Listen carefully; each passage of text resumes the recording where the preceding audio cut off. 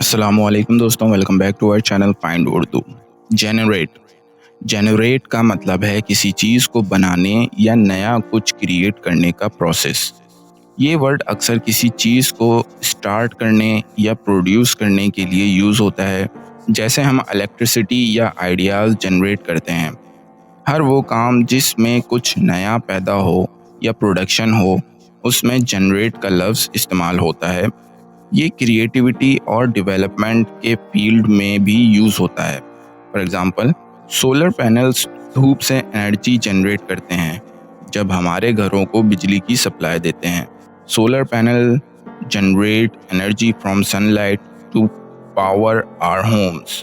तो दोस्तों, जनरेट का मतलब सिर्फ चीज़ों को बनाने से नहीं, आइडियाज़ और सॉल्यूशन को भी पैदा करना है। उम्मीद है अब आपको जनरेट का मतलब समझ में आ गया होगा। मिलते हैं नेक्स्ट वीडियो में। शुक्रिया।